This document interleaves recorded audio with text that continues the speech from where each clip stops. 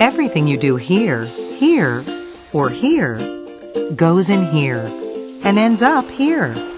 Over-applying chemical fertilizer on your lawn leads to chemical runoff in our waterways. Waste that goes into storm drains becomes waste that pollutes our streams. Pet waste left on the ground washes into our water along with harmful bacteria. Help keep our water healthy and safe.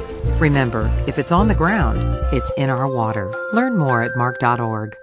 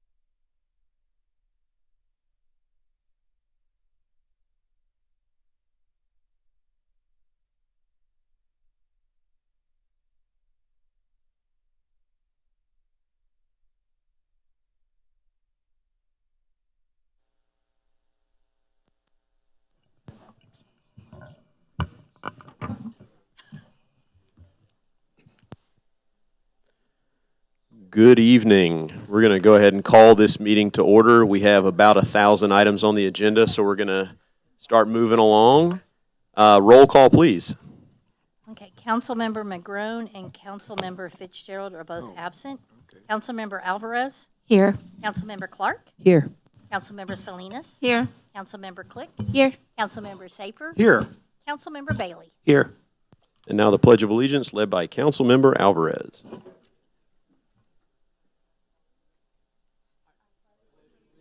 To the flag of the United States of America and to the republic for which it stands, one nation under God, indivisible, with liberty and justice for all. All right, now we have approval of the agenda, and before we approve it, we're going to pull item number 28 off of the agenda. That is a parking lot agreement that we're not quite ready with yet. Do we have a motion on the amended agenda? So move. Second. All in favor? Yes. Yes. Opposed? Motion passes.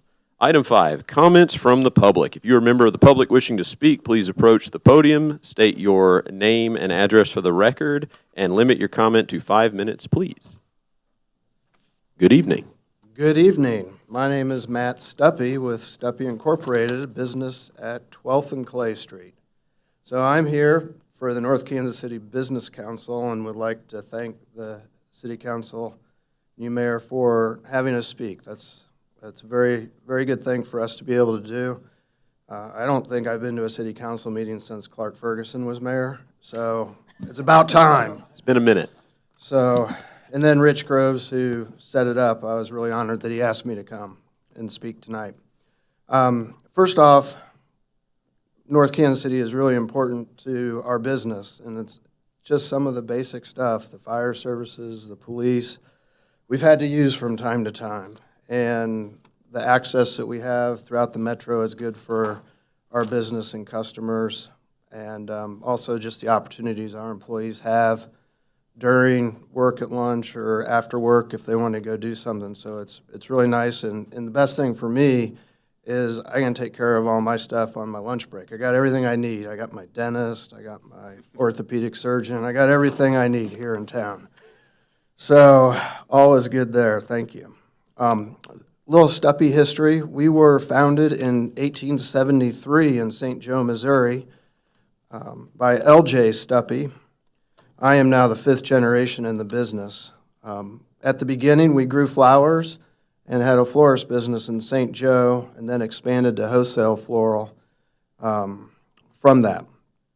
In 1922, we opened a business up in Kansas City, Missouri at 10th and Oak to do more wholesale work. And then finally in 1967, we moved to North Kansas City. So we haven't been here the whole time. In 71, we started manufacturing greenhouses, which was a big thing for us. So now we were manufacturing and wholesaling. And then in about 1975 is when we moved our headquarters from St. Joe to North Kansas City. So we've been headquartered here for 50 years. In 2007, we sold our wholesale floral business to Bashan Skinner. They still operate the business there in the same spot we did. And currently, out of that building, we're using 60,000 square feet of it for our greenhouse manufacturing business. Jobs we have include sales, customer service, purchasing, accounting, engineering, construction management, manufacturing, and warehousing. So we have like every kind of job that you can have, because not only do we manufacture the greenhouses, but we get them built. And so what kind of greenhouses are you talking about, Matt? We do commercial work and independent retail lawn and garden centers. We do a lot of educational work, especially high schools and vocational schools. One good example is at the YMCA. There's a small greenhouse in the back. That would be a Stuppy manufactured house, and really glad that it does work for them, and there's probably more we should be doing to help them. The majority of our business, however, is around the United States. We don't export much anymore, but all 50 states, coast to coast, with the majority of the business being in high horticultural states with lots of bushes, trees, shrubs, plants, things like that, but also with vegetable growers too. So if you've eaten some celery or lettuce or something like that, chances are it started in a greenhouse. Even if it was grown in the field, it started in a greenhouse. And so it's really pretty cool to think about that. Personally, I've been at Stuppy for 26 years, been president since 2007, active in industry associations, and even get to go to ICC code hearings to work on energy conservation and building codes, which I know are dear to your hearts. So again, thank you for supporting the North Kansas City Business Council, and I'm grateful for the opportunity. Thank you. Thank you. Really cool. It's always wild to know like what's going on in these warehouses that you can't look at the outside and know that there's greenhouses being built and used to support the YMCA and grow food for people, and like really, really great stuff. Thank you. And thanks for being here for so long. Further public comments. Good evening. Good evening, Mayor and Council. Zach Clemenger at 1028 East 24th.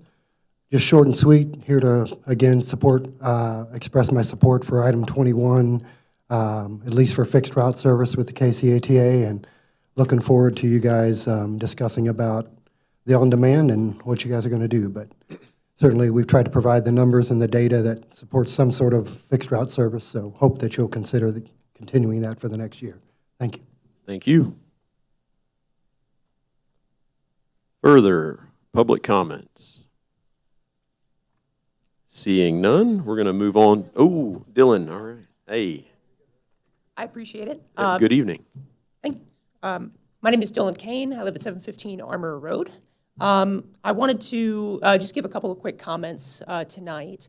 One, I wanted to give a quick update on BPAC work. So again, for folks not familiar, North Kansas City Bicycle and Pedestrian Advisory Committee. We recently conducted a walk audit of Ward 4. That was last Sunday, November 9th. And I just wanted to thank all the folks in the community that came out. We had 17 members of the community that came out, even on a day that was 35 degrees. Yeah, it was very cold. We got a little unfortunate with that little valley in the temperatures over that weekend. But we had good support. We had a representative from the North Kansas City Police Department come out, NKC Health. We had some representation from the Clay County Public Health Department. We had our state representative, Eric Woods, came out and joined us. So, and obviously could speak to a lot of those issues with MoDOT. We did our walk primarily along Armour, Vernon, and sort of those areas. So appreciate it that folks can make it out, and just wanted to reiterate that in the spring, we'll be looking to do more of those walks. So we have a little bit of good planning time here in the winter to kind of formalize what we want to do for the spring.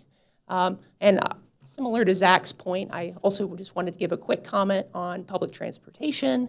And just in the spirit of Thanksgiving, give thanks to everyone that has heard me out, because the last few months, everyone's heard from me and heard from a lot of folks that I know that rely on public transportation. I think just the underlying idea is that public transportation democratizes mobility, and it just ensures that no matter what, no matter if you own a car, if you have the ability to drive, that you can participate in life around you and in public life. And so regardless of the option that we choose for the flex route, I know that's an ongoing question, but for fixed route and maintaining that mobility and maintaining that access, that's just something that's incredibly important. So I at least wanted to speak that piece out and let everybody know. But again, thank you all for hearing me out and for hearing a lot of the folks in the community. And it's my hope that, too, even beyond December, these questions could be coming up in the future. I don't think a lot of people are saying costs are going down. So, it's my hope that, if we need to talk to the county, that you and I can work together on, next steps and what those are going to be. If we need to reach out to the business community, again, who do we need to speak to? Who relies most on public transportation? We have an insanely high index in terms of employment. The employment index is just massive for North Kansas City. So again, thinking about who's relying on public transportation, especially from Kansas City proper, that's going to be huge. So thank you all for your time, and I'll go ahead and yield the rest of my time. Thank you. Very good, thank you. And thank you to the Bike and Pedestrian Advisory Group. It was wild to see the pictures of 17 people walking around in sub-freezing temperatures. Like, kudos to everybody who did that. Any more public comments? Going once? Okay. We're going to move on to the consent agenda. Do we have a motion on the consent agenda?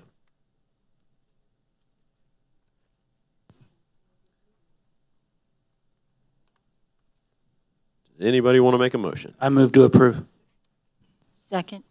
All in favor? Yes. Opposed? Motion passes. That will knock out all the way to item 19. Presentation of the Police and Fire Pension Actuarial Valuation Report. Good evening. Good evening. Nice to see you all again. I'm Tracy Christian. I'm with MCG Consulting Group. We are the actuarial firm that works with the Police and Fire Pension Board, and this is our annual presentation of the funded status of the plan. Every year we do a report that advises the board on the funded status of the plan, which is how much money do we have, how much money do we need, and advises them on the recommended contribution for the upcoming year. Normally, I would present to you a summary, a 3-page summary of our finalized report, but what's in your packets this evening is a draft of our entire report, and it's in draft format tonight because it considers some potential changes that I believe others are going to be speaking with you about tonight, but the report is in draft format because those changes have not been finalized and approved by council. So if you'll indulge me just a few minutes, I will walk through some of the numbers in these reports so that you'll have those for your upcoming discussions about potential changes. So in this year's valuation, there's several changes that were incorporated. The board approved and we performed an experience study last year, which is a study that measures the accuracy of our assumptions. So the changes that were recommended as a result of that study are incorporated here. And then also incorporated is a potential plan benefit change that would increase benefits for folks retiring from this plan. So the benefit increase increases the multiplier in the formula. The pension plan annuity benefits that are granted from this plan are based on a formula, percentage of pay times years of service. And so the proposed change and the change that the board approved at last week's board meeting was to go to a 70% max pay benefit up from a 60% max. And the way that we got there was service after 20 years, so between 20 and 30 years of service, the multiplier went from 1% to 2%. And so that would give folks a maximum of a 70% of pay benefit from this plan.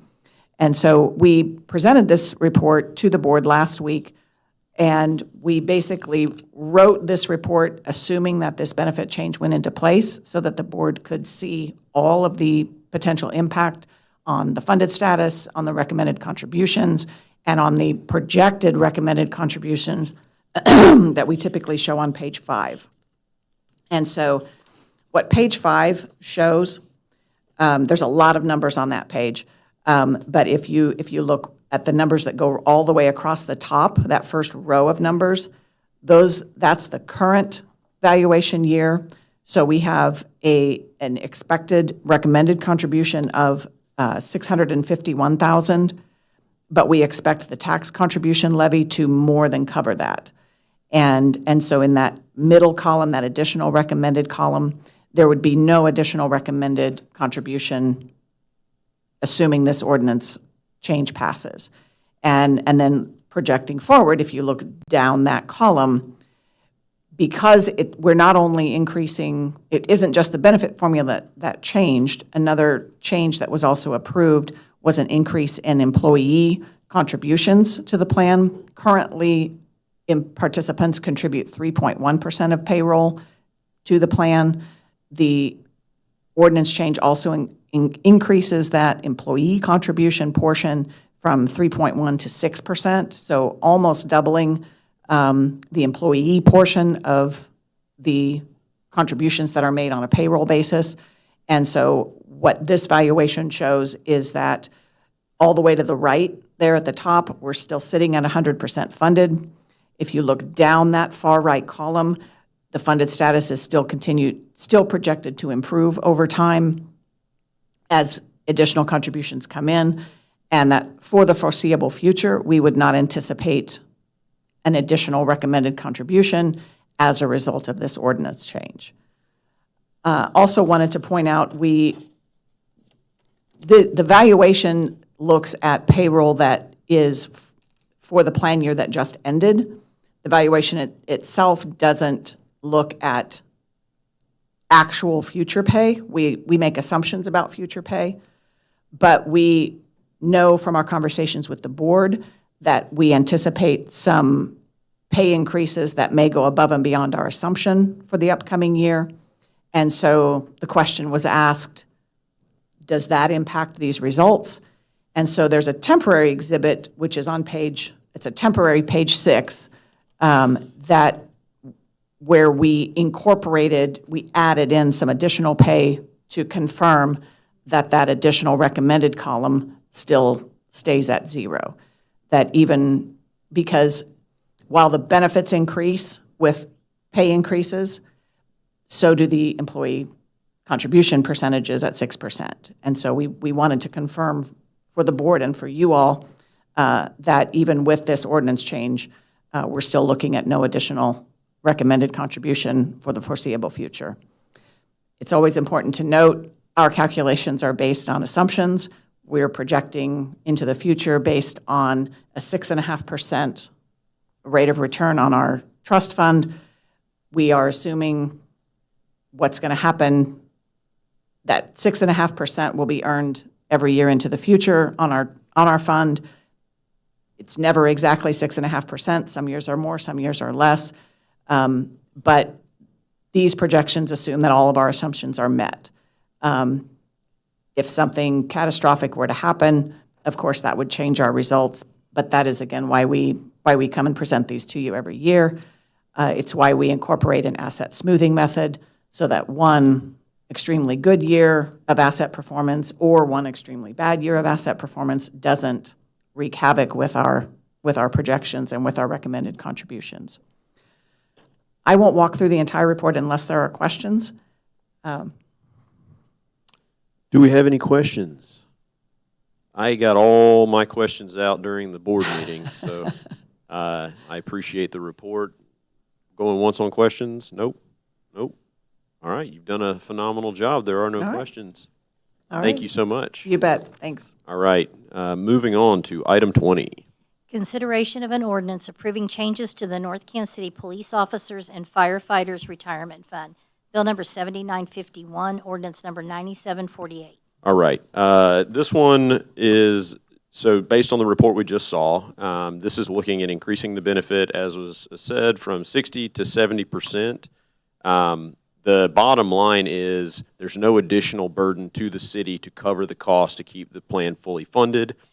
Again, assuming all the assumptions hold, the additional benefits are being paid in by the employees, and I will credit the police and fire departments for polling all of their employees, holding a vote, and the votes both went through with police and fire being willing to up their contributions from 3.1 to 6% to cover the difference and to keep that plan not only fully funded but very healthy going forward.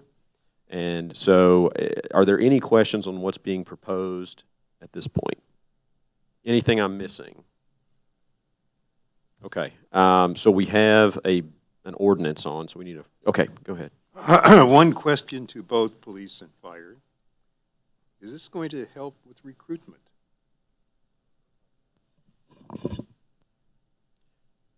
Can you ask that question into your microphone for the folks watching at home? Yes, the question is, will these changes enhance our ability to recruit new personnel? Well, that's asking us to look into a crystal ball. So hopefully, But my experience is young police officers and probably young firefighters aren't necessarily looking at what their pension's going to look like 30 years down the road. Yeah. But the 15-year and the 20-year police officers and firefighters are. So I believe it's going to help us enormously with retention. And maybe not so much with recruitment, but it's a nice carrot to be able to hang out there and show people what life could be like in 30 years if they you signed on retain, today. you don't have to recruit so much. Absolutely. Yeah. Right. It's a way to show additional value to those that are serving our community and incentivize them to stay between years 20 and 30. Yeah. Stick it out to 30 and you get. I have nothing else to add. Yeah, the same. Same thing. Thank you. All right. Do we have a question? Just curious. It says here in the report, or in the document, that it's competitive with Kansas City. Are we like right on par with Kansas City? Are we still like, not even just Kansas City, but like just area, other departments? Are we like behind, ahead? Is it kind of hard to compare? That point is based on competitive with wages. That's what that was about. And yes, I do feel like we're very competitive with wages. And as far as the police department side goes, the recent package that you guys approved that will take effect January 1st will put us at or near top of the market for starting salary. Now, that varies as you progress through your career with some of the different agencies around, but I say yes, very. Right now, we're very competitive, but we're in a 3-year contract with our police officers union, and in 3 years, we're going to see an enormous amount of leapfrog again. And it's the people that have been on the council for a few years know that we continue to chase the proverbial rabbit around the tree kind of a thing. So We'll be top of market January 1st and second or third place by the 3rd or 4th of January. It happens fast. All right, do we have a first reading? First reading. Second. You got to say it into the microphone. Second. All in favor? Yes. Yes. Any opposed? Motion carries.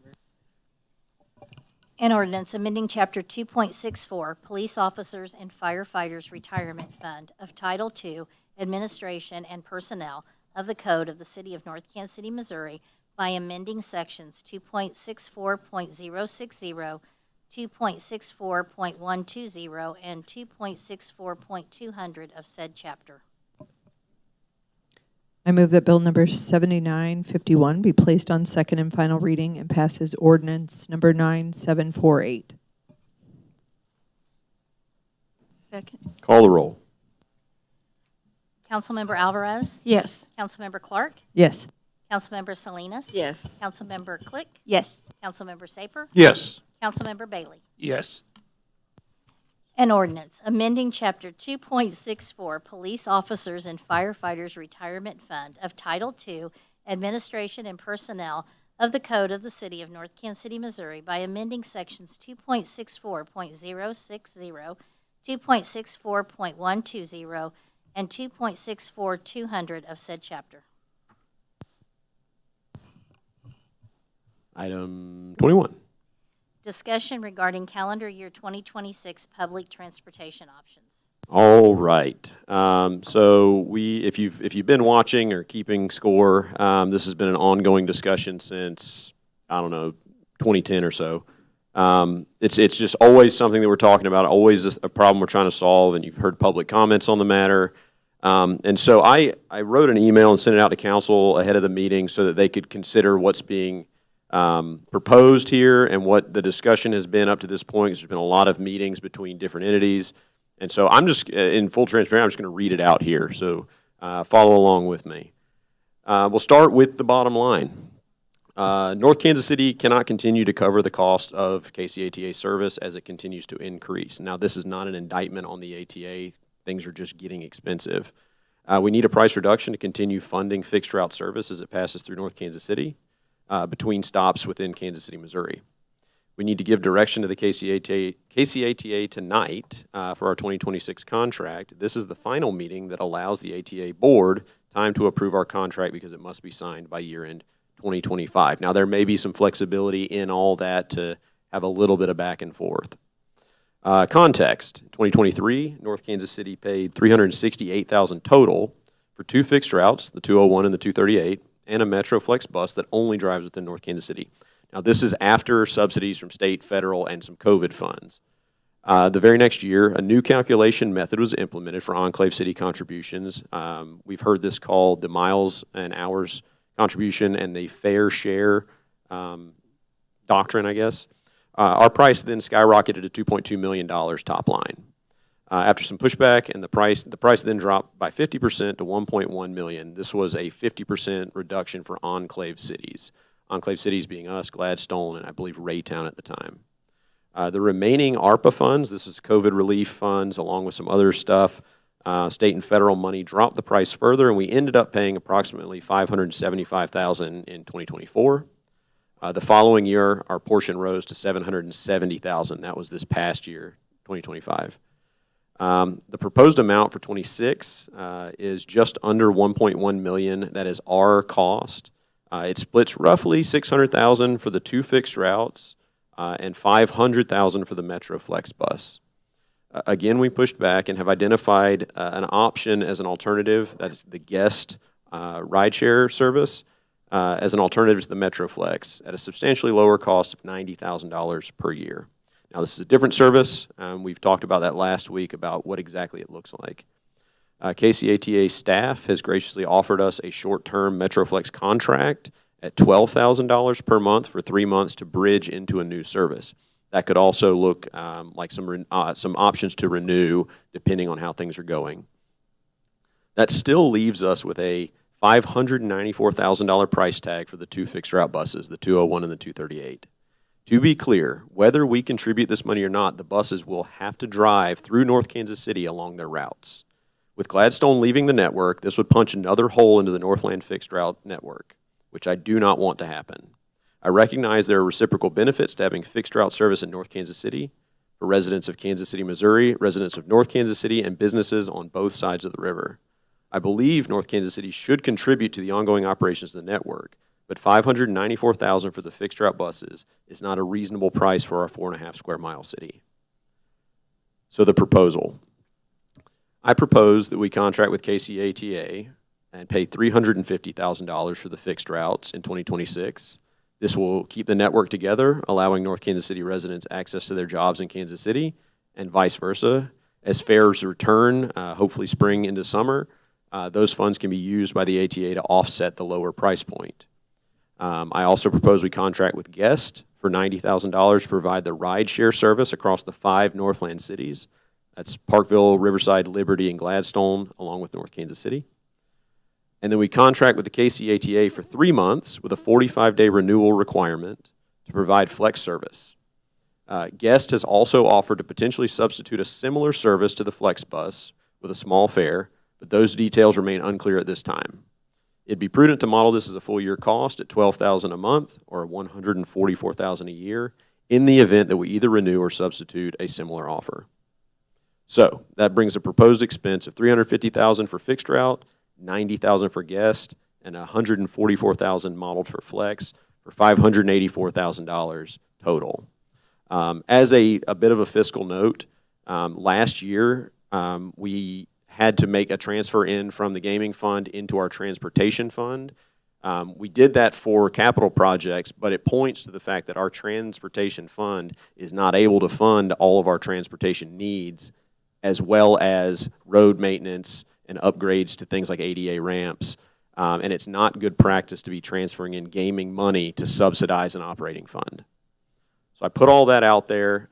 This is what I sent to council, and I am opening the floor for discussions on this proposal among the council members. We also have representatives from Guest and from KCATA in the audience to answer questions if we need them. So let's open the floor to council and see what we have. You said you had something? Yeah. Councilmember Saper. It's important to maintain the connections between Kansas City south of the river and us, and going further north, in fact. The question I have, though, is do we really need 2 routes to maintain that connection? And what the cost would be for only one of those routes? the North Oak route. That would cause inconvenience for many people and would require transfers to whatever service we have, guest or the current KCATA North Kansas City service. I don't know what the cost would be with that change, and I don't know if the KCATA would want to, in fact, do that. But that's something to consider at this point. It would cause inconvenience by only having the one, but it would provide continuity into Kansas City. Little less convenient, requiring transfers. But again, it's something that we should talk about and consider. So the 238, it does serve the hospital, which is a pretty major consideration. And whether we cut that route technically or not, it would still transit through our city because it connects Yes, it does. a greater portion of the Northland down and back across the river. So it doesn't change much operationally, cost-wise, if we cut it or not. It would still run. It would just... Oh, both of them would. Correct. Yeah, absolutely. No matter what we do. In terms of the hospital connection, that would be the transfer from the North Oak route to whatever service we have internally. So it'd still be accessible, just not quite as well. Now, I see there's some opposition in the audience. Yeah, and I understand that, but we're talking about how to balance the needs against the cost. Yeah. And I'm not wedded to any one of these, but I think we need to discuss it. The other portion of the 238 is it serves much of our residential population along Armour Road in the avenues, neighborhoods, and Ward 4 pretty much entirely. So it would be tough to dice one of those out. Not impossible, and I always appreciate a creative solution idea. Other thoughts, questions? Councilmember Alvarez. Yeah. So your proposal, the 350 is what you're going to propose. Is that, are you waiting on that to be accepted, or is that? This is tonight, we would propose that. If that's what the council agrees to do, we would send that to the ATA board for their review and either approval or counteroffer. Well, I feel that we should still keep the two fixed routes. I'm also thinking that it would be possible to completely, I don't really see why we need to continue the flex route even for 2, 3 months, 6 months, if we're going to go with guest. It's like with Iris, we tried something brand new, but this is being used in Gladstone and I believe you said Riverside, and it's successful. So I would suggest maybe we completely take the flex out. So to the flex discussion, this was an offer brought to us by ATA to, not as a threat, but as if we terminate the flex, we're the last city using this service, they would sunset that service. And it would take, according to Don, 120 to 160 days to even potentially stand it back up if they're willing to do that. So it's sort of if we let it go, it's gone. And I think it's at 3-month contract for $12,000 a month. It's a small price to pay to keep the continuity of that service while we move into the next piece. And I do believe Guest is going to be a successful operation, but scaling is tough. Building out that new, right now they started in Gladstone, they moved to Liberty, and now they're Parkville, Riverside, and North Kansas City, and potentially going to expand even further. It's a scale situation. Like building out that network takes some time. There's going to be growing pains, and to give people a reliable, something they're used to while they can explore a new option. Councilmember Safer. Yeah, I also support that 3-month extension because we really haven't had anything more than sort of a prospectus from Guest. We haven't had any firm numbers. And that needs to be ironed out before we would make that change. And I think it's time to get a little stability in the system, which this would give us going forward before the change, if we go with gas, happens. Councilmember Bailey. I would agree that we should maintain the 3-month holdover period more than anything. It's a cheap insurance policy. I foresee the trade, the changeover eventually, but an extra 3 months isn't going to cost us a ton for how damaging it could be if it fails immediately. And it gives us time to educate. Educating the public is always a tough, tricky thing. That'll get at least a first quarter newsletter out, which I've learned is like how 90% of people get their news in North Kansas City. And so once we can put that out into the newsletter, let people know that this exists. And one thing that in one of our meetings Kim pointed out is we do have a bit of a fare issue because the Flex bus has a 0 fare. Guest will have a fare, and getting people to try the new service is going to be a little bit of a challenge. And so messaging that out and having potentially a definite end date, say like, look, if you want to get comfortable with this service, there will be a date that Flex is no longer available, or a substitute of some kind. So I think that's why we keep it moving. I think guest is a little bit confused also. They don't know really what they want to charge. They told us at the meeting it was $3 per ride, right, and now it's per person. So I'm just afraid that they're going to be changing things as we go without knowing what our needs are.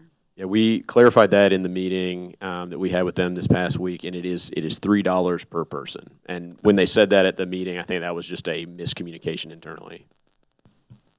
Councilmember Bailey. I would be open even during the transition period if the city would look at picking up the ridership tab as a means of helping bridge that gap and pushing more people towards guest.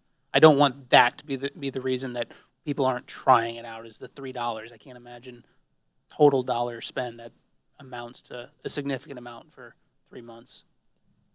It becomes a tough proposition when you start something out free and then flip to a paid version of it, and people internalize it as a free service when it's like being authentic up front. Further questions or comments? Councilmember Click. I mean, just wanted to say support. I definitely think both fixed routes, especially for now, while it fits within the budget that we prepared for this year. I don't really see a need to drop one now. And hopefully we don't have to have that discussion in the future. But, and again, hopefully we don't have to use the $144,000 for the entire year of the Flex service. Hopefully within 3-6 months, guest gets figured out, people get transferred over, feel comfortable. And I think this is a good plan. Good. Okay. So I guess just go ahead. Yep. As I remember reading the materials, the $3 charge was to other cities in the guest system, and they were proposing like $1. So that was that's a separate service. That was the Metro Flex substitute that hasn't been fleshed out yet. Yeah, so it's going to be and again, we don't have any real numbers. Or, right. So it is, and that was something we asked guests to work up for us as a. People love the Flex. They love that service. It's become something that people rely on.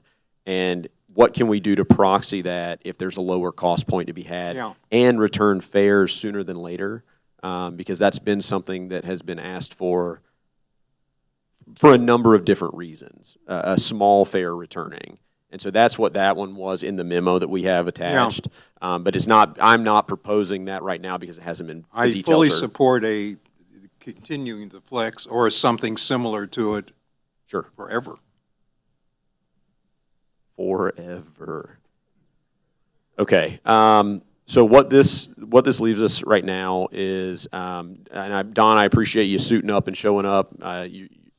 Love you for it. Not going to ask you for a response tonight. Yeah, there you are. Not going to ask you for a response tonight.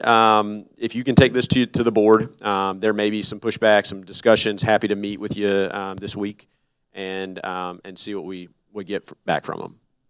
Very good. Same, Lavelle, thank you for all the work. We got guests in the house. We got KCATA in the house. Appreciate you being here. Anything else we need from staff level at this point? Mr. Mayor, I think there should be a motion to approve it and then a vote on that. Okay. Yeah. Let's button it up. Is there a motion to approve the proposal as read? Move to approve. Second. All in favor? Yes. Yes. Opposed? Motion passes. Item 22. Public hearing for water and sewer rates. Okay, do we need a motion to open the public hearing, or are we going to have Nick talk first? So moved. Second. Wait, what, order of operations wise, are we opening the public hearing? Yes, we Okay, need to open so we've got a motion and a second. All in favor? Yes. Yes. Opposed? Public hearing is open. Staff report. Good evening, Mayor, members of the council. So tonight, we're discussing the water and wastewater rates for calendar year 2026. What was included in the 26 adopted budget was a 4% increase for water and a 7% increase for the sewer or wastewater rates. Just kind of a quick breakdown. So we are in the final year of a rate study that we did in 2021. The first 3 years of that, we recommended double-digit increases to both the water and wastewater rates. The last 2 years have been more CPI, smaller scale adjustments, and this continues with that. Looking at just kind of a breakdown, which I just think is interesting. So from a revenue perspective, which follows closely to a consumption, residential sales are about 11%, apartment sales are 7%, and then business is 82.2% of the water utility. Looking at sewer, so again, a 7% increase that was included in the 26 budget. You see the residential apartment decreased by about half. That is because of the surcharge that we have for a large, I believe it's 7 businesses that we have a surcharge for different things that they put into the water and are treated by the city of Kansas City. So that represents a pretty big portion of that large sewer sales right there. So going to the next slide, this is what it would look like for the average resident bill, which we've calculated at 2,500 gallons. It is about a $4.50 increase or a 6% total increase. And as a reminder, I believe 2 years ago, we dropped the water consumption charge from 0 to 3,500, now down to 2,000. So that provided a little bit of relief, at least for residents that don't use that much water during the month. So that is my presentation. Happy to answer any questions. Do we have any questions? Okay, I need to open the public hearing now. I guess we already motioned that. So do we have any public comments on water and sewer rates? I know that's what everyone came to talk about. Okay, do we have a motion to close the public hearing? So move. Second. All in favor? Yes. Yes. Oh, I'm sorry, we got to call the roll to close it. Goodness. All right, call the roll, please. Councilmember Alvarez, Yes. Councilmember Clark, Yes. Councilmember Salinas. Yes. Councilmember Click, Yes. Councilmember Saper. Yes. Councilmember Bailey. Yes. All right, it is closed. Item 23. Consideration of an ordinance establishing new water rates for 2026. Bill number 7949, ordinance number 9746. Do we need an additional staff report on this, or are we good? First All right. reading. There you go. Second. All in favor? Yes. Opposed? Motion passes. An ordinance establishing new water rates and amending the code of the City of North Kansas City, Missouri by repealing subparagraphs 1 and 2 of paragraph B of section 13.04.140, water rates and charges, and enacting in lieu thereof new subparagraphs 1 and 2 of paragraph B of section 13.04.140 of the City Code.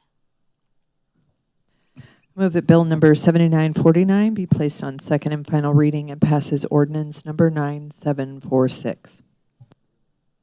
Second. Call the roll. Councilmember Alvarez? Yes. Councilmember Clark? Yes. Councilmember Salinas? Yes. Councilmember Click? Yes. Councilmember Saper? Yes. Councilmember Bailey? Yes.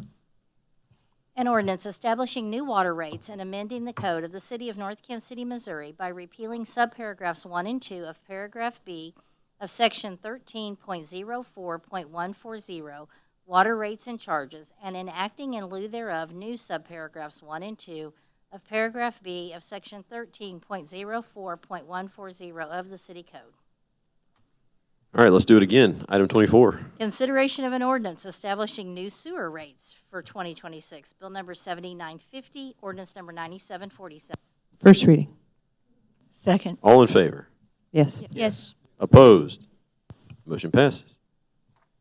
An ordinance establishing new sewer service charges and amending section 13.08.020 sewer charges of the Code of the City of North Kansas City, Missouri. I move that Bill number 7950 be placed on second and final reading and pass as ordinance number 9747. Second. Call the roll. Councilmember Alvarez? Yes. Councilmember Clark? Yes.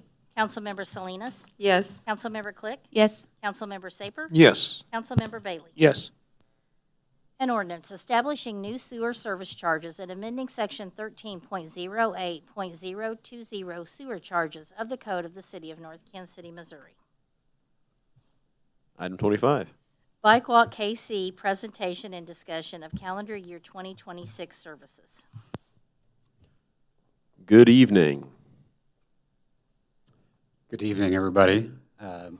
My name is Eric Vaughn. I'm the director for Bike Share KC.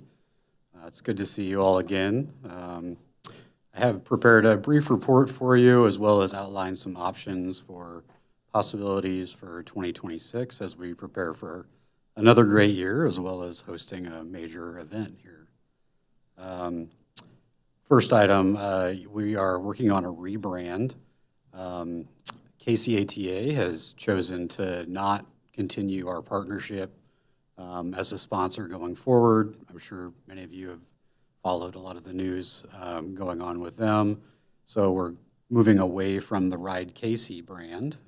We were Ride KC Bike, which went along with Ride KC Bus, Ride KC Streetcar, and we're going back to Bike Share KC, which is a very straightforward name that we've used since we really started the program back in 2012. The colors stay the same, the aesthetics stay the same. I think the average person on the street probably is not going to know there's a rebrand. It's more of a rename. So we're looking forward to rolling that out starting in December, and it'll be seamless for everybody across the board. If you try to search for the old name, the new name comes up immediately. So it'll be a really nice, easy transition for everyone. Ridership so far this year has been down pretty substantially, over 60% for the year, and about 40% down across the board in the region. Just to give you kind of a comparison, there's two major factors feeding into that. First, theft and vandalism has been 3 times higher than it has in any previous year for our program. None of that is really happening in North Kansas City. Most of it's happening in KCMO, but it's very popular for your bikes to go to KCMO, and then unfortunately we're not seeing them come back. We had over 170 bikes out of service this year, which is a number I never thought I would see. And about 55% of that is one individual that was using some pretty hefty tools, including blow torches, to take our bikes. And yes, for those of you not familiar, we do have a lot of security on the bikes, so it took some pretty extraordinary measures to make that happen.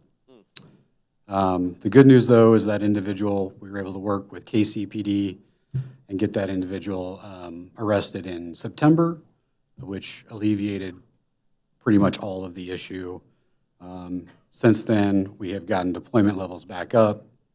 Ridership, as expected, has come back up to the normal level, so we're really happy about that.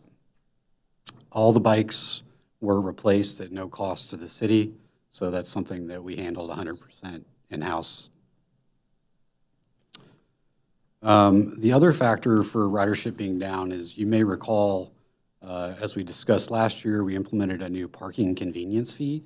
So you pay $2 to not park at one of our designated hubs. We've gotten a lot of feedback from members in particular that kind of disincentivizes using the service because it's not quite as flexible as it used to be. All that feedback is really just coming from local members. It's not really coming from tourists or visitors because that fee that we enacted is pretty standard across the United States. So most people coming in are already expecting that kind of model. So we're looking at two measures to serve our members better locally. One is a new Plus membership, sort of your Hulu or your Disney Plus, if you will, excuse the analogy, where it would exempt people. They pay in a little bit more for their membership, but it exempts you from those fees, and you can park wherever it is that's most convenient for you. And we're also looking at opening more parking-only hubs, so geofencing existing bike racks that are in the public right-of-way so that you can park at those for free as well. And we're surveying, our annual user survey goes out, runs the whole month of December. So based on the feedback we get there, we'll probably roll out one or both of those changes based on what our membership base wants most. Can I stop you real quick? Yeah. Remind me where the hubs are exactly in North Kansas City. You said we have 3 of them currently, right? Yeah, it is 18th and Swift, Armor and Iron, and 29th and Swift. Armor and Iron. And what was it, 29th and Swift? Yeah. Okay. And then we also have a parking-only hub at Mackin Park, and then another parking-only hub down by, sorry, I want to call it Cinder Block, but it's where Big Rip was. Yep. May it rest in peace. Hopefully coming back, I hear. Hope so. So the parking-only ones, the fee would not apply if you park at one of those? Okay. Correct. Gives you the option to ride all the way down Swift and drop a bike, not have to bring it. Okay. Very good. Councilmember Saper? It seems like there's a hole east of 2935. Do you have any plans to fill that hole? Because that seems to be a big one. Well, if we expand I'm sorry. So one of the hopes is that the One North redevelopment area will be home to one of the hubs. As we work through developing that particular area, that is one of the things that we are working with those interested in placing other items in that area, is to put a hub down in that area. We did contact the hospital to see if they would like an unlock area. They stated that they would not. So we did make that request. Did they give any reason why they didn't want it? Just no. Okay. Another unlock area for future consideration could be River Forest Park. Ooh, I like that. So we are not forgetting about our friends in the Fourth Ward. Again, we desperately want to put some of these resources down in that area. Again, what we were thinking was somewhere in the One North area. It makes a lot of sense for our hotels and those who live down in that area to be able to have access to those cycles.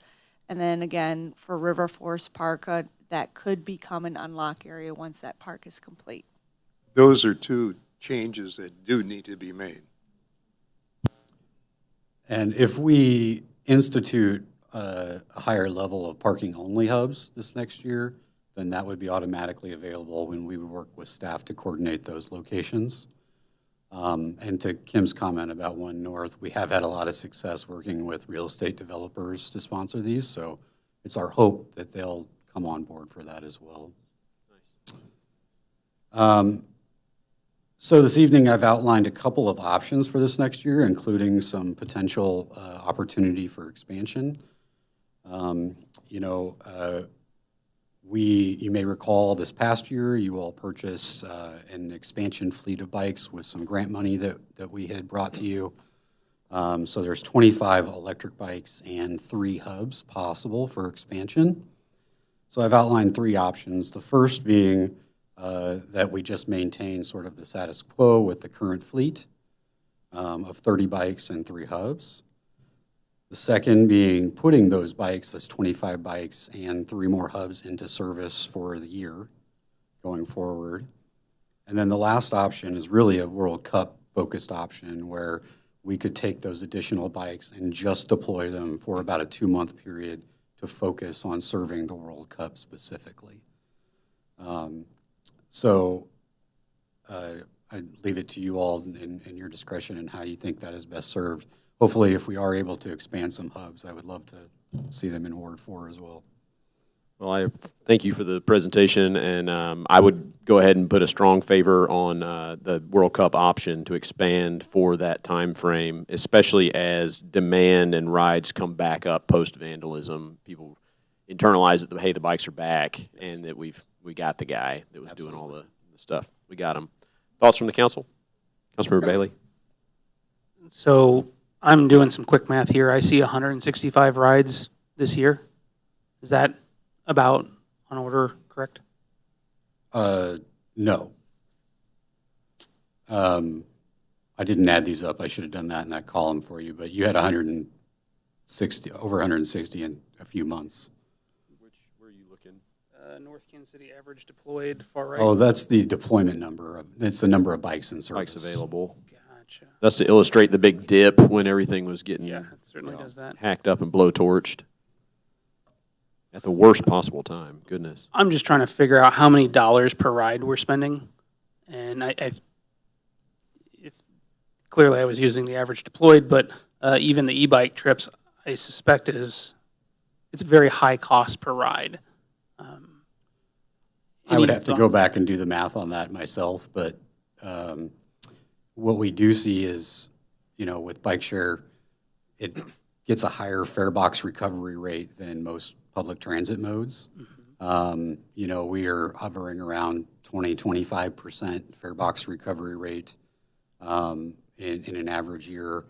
I expect this year is down, or actually it's not. I skipped over the fact that revenue is actually up this year by 21%. So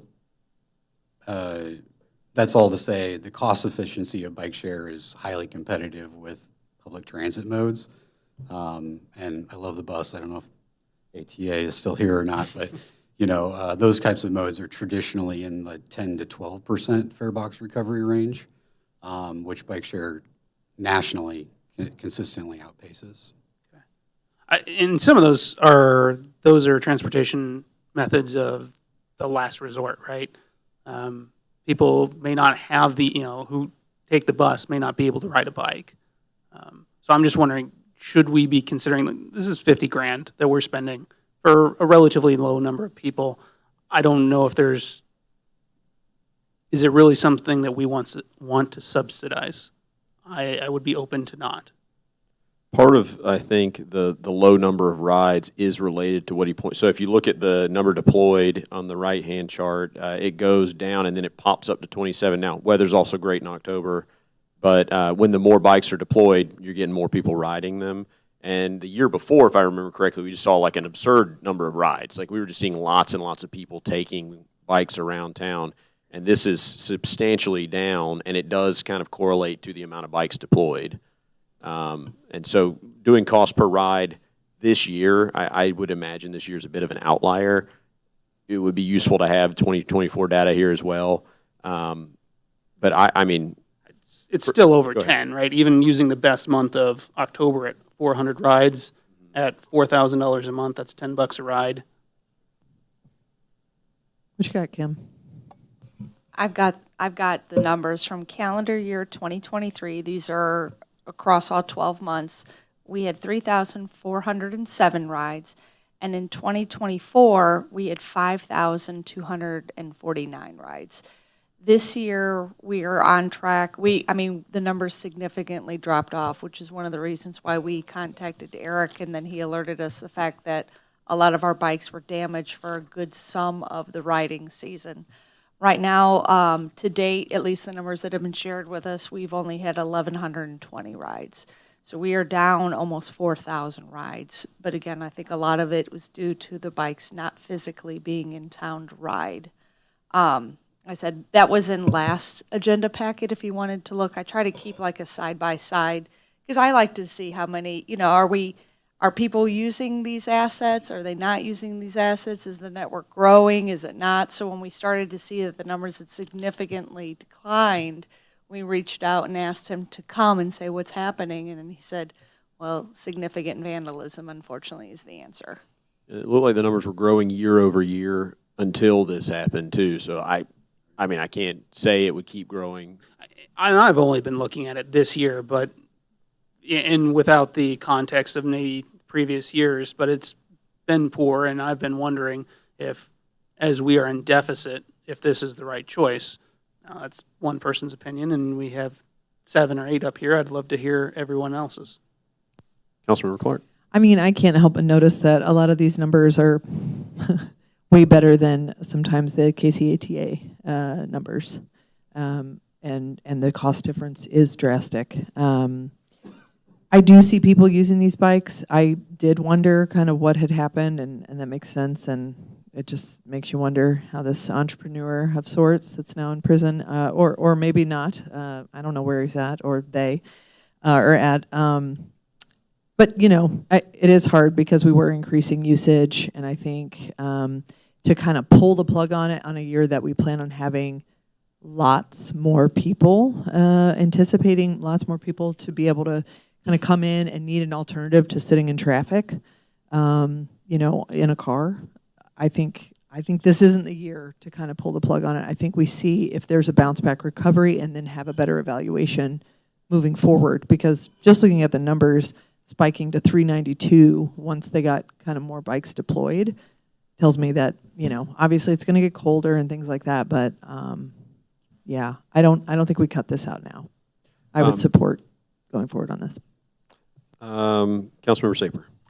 I am a little bit troubled by how long it took to get the bikes replaced and deployed. I mean, this was a period of many months. Why?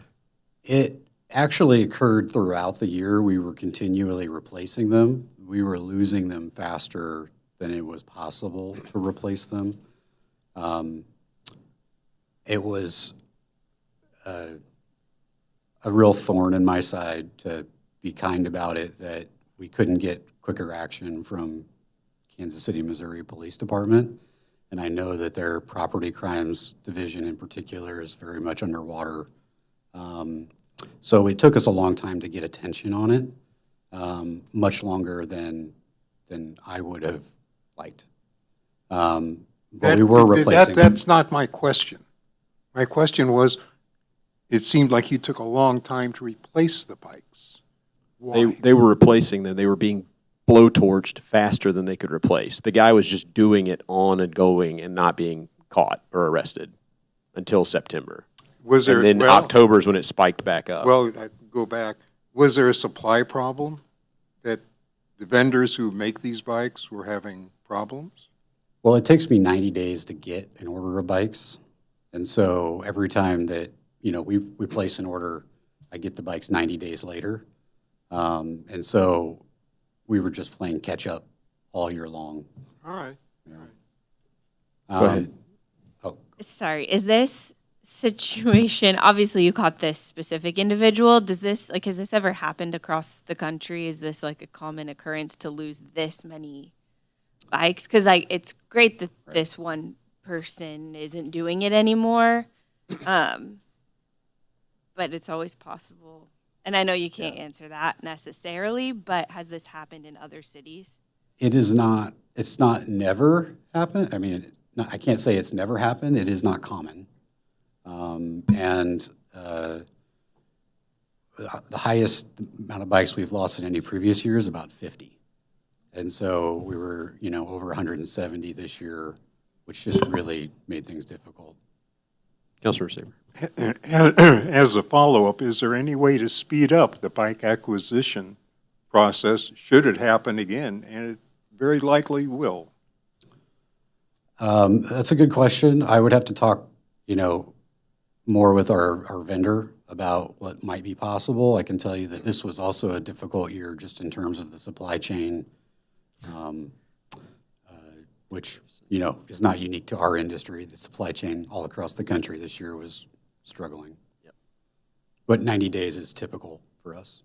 That seems to be inadequate for our needs at the moment, if that returns.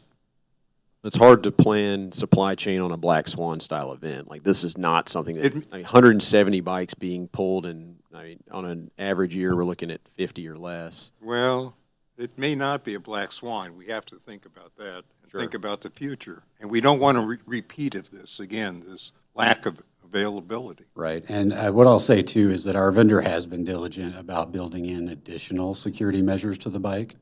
So when we replace in the future, they'll be continually getting more advanced to help dissuade some of that activity further.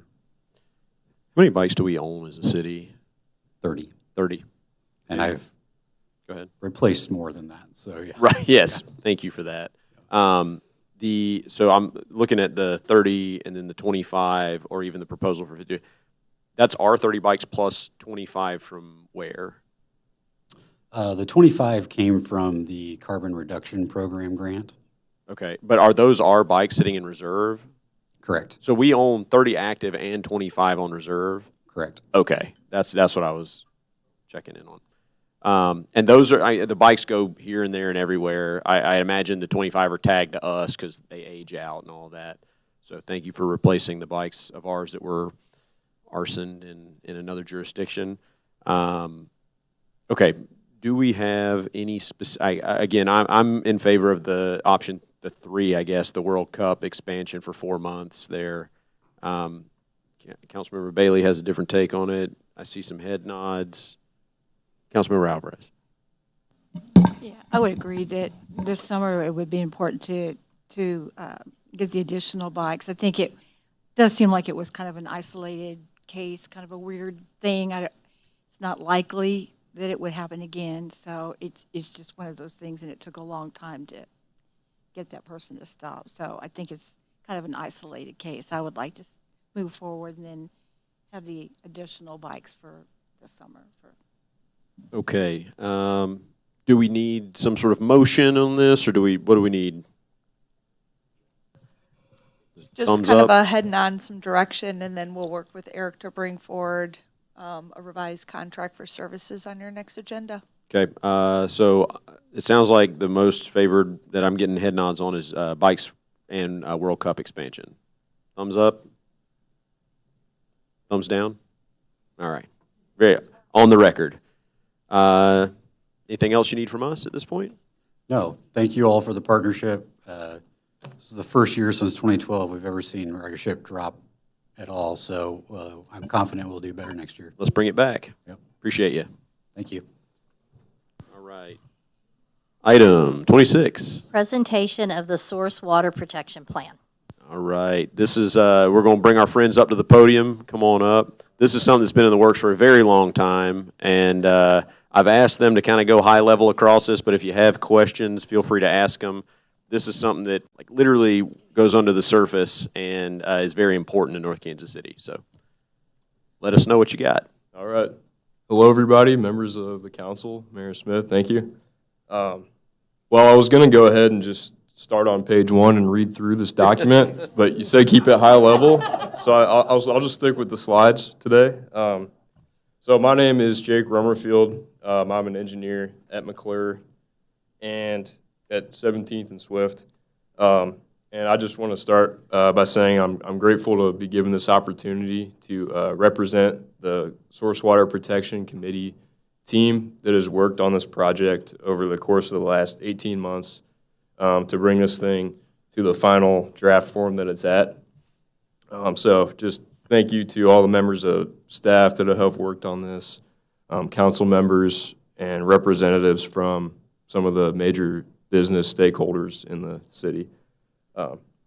So on the first slide, the introduction slide, the committee is really the first step into starting a source water protection plan. And this committee has done a great job with this so far. I'll go ahead and talk about really the purpose behind this. And as you'll see in the vision statement that's there, it the main point is to have a safe, reliable source of drinking water for the public.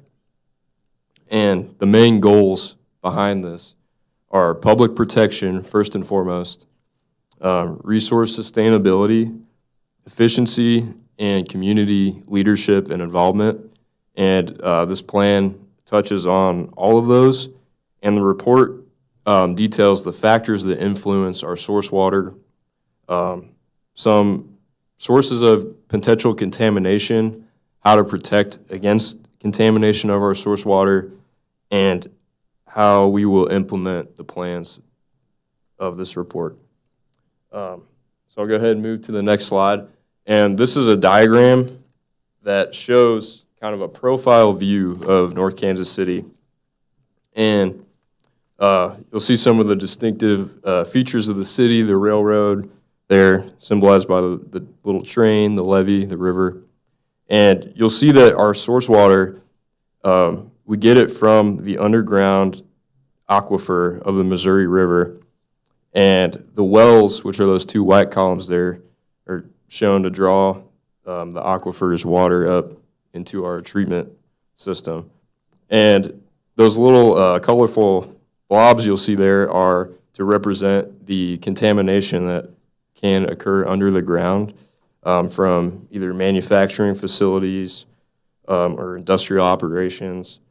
And you can see that at the building there, how foundations from a building can provide a direct conduit that, if it intersects with contamination, can potentially contaminate the aquifer, and we don't want to contaminate our drinking water.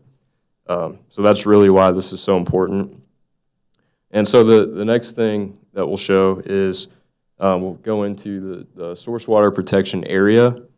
And I want to give Martha, here, who's our hydrogeologist, a chance to talk a little bit more about this. Thank you. My name is Martha Silks. I'm a hydrogeologist.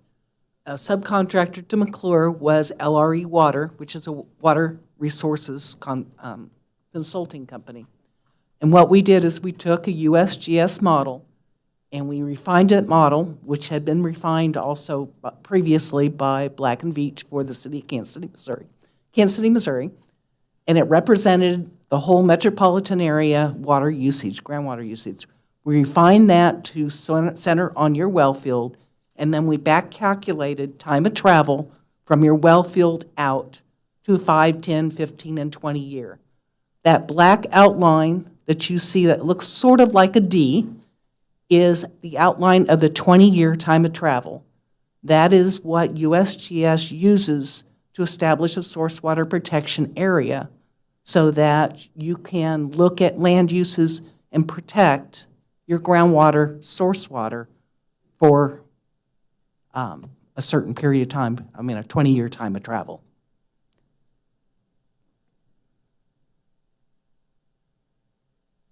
Okay.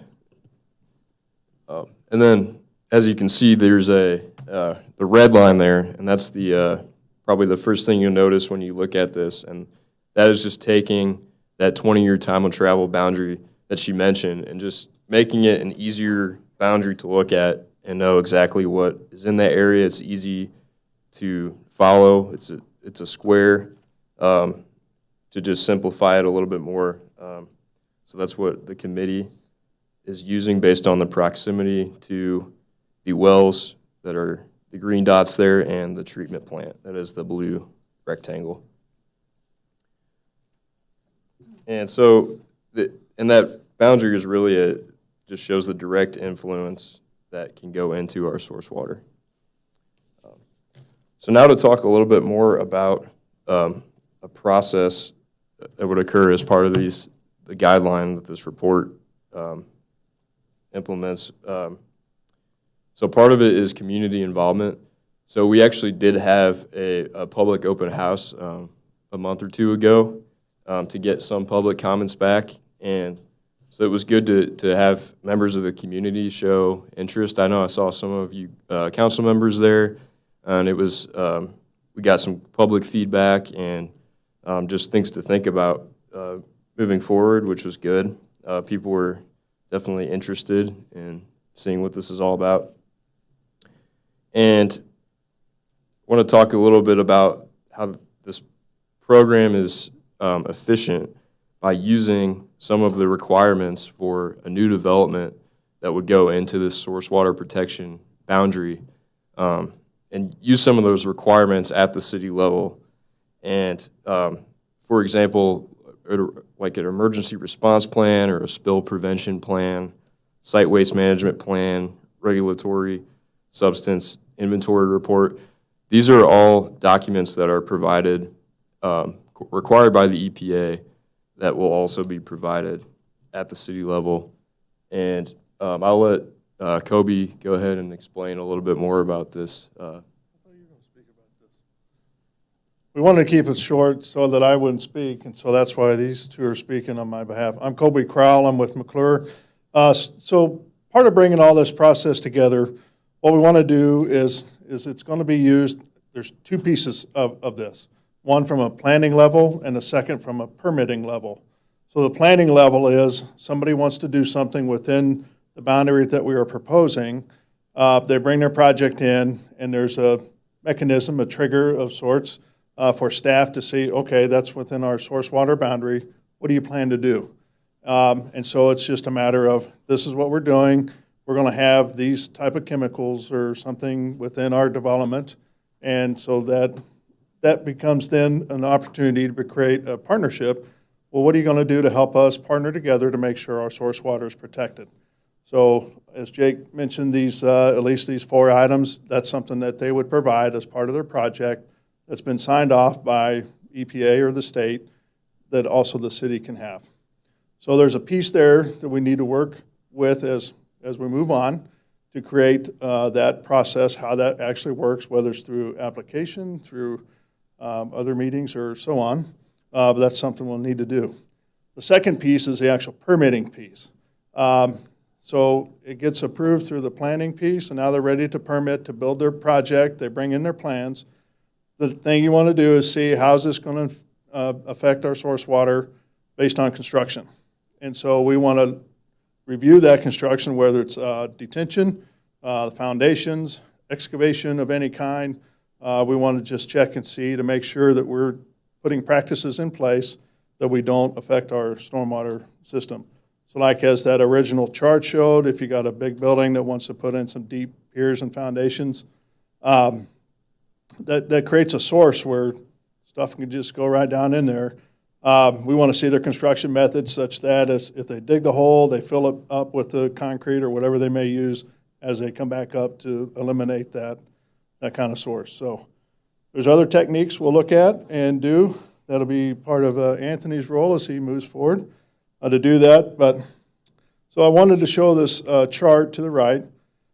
This is kind of another flow chart of what we're looking at. Comes through the planning, review it, and then staff makes a recommendation as part of the project. They look at the ordinance and whatever we put together, and then bring it to Planning Commission or for review to buy off on that. That way there's a different set of eyes looking at the project than staff. And then after that, it either goes through council or BZA for final approval, and then it moves to the permitting piece, just like it does today. So we wanted to have that flow chart on there as well.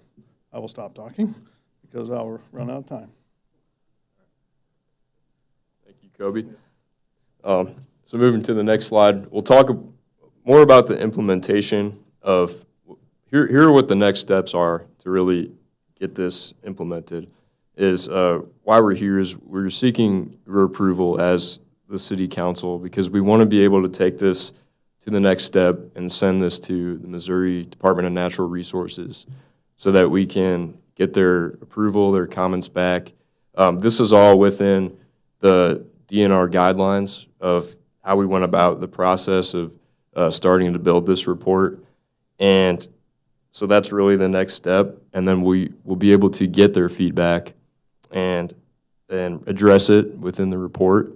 And then we can adopt the final report as a city, and the staff will play a role in codifying into the ordinances this plan as an official guideline for the city to protect our source water. So that's really why we're here today. So thank you for listening. Thank you for your time. And if you have any questions, we'll be happy to answer.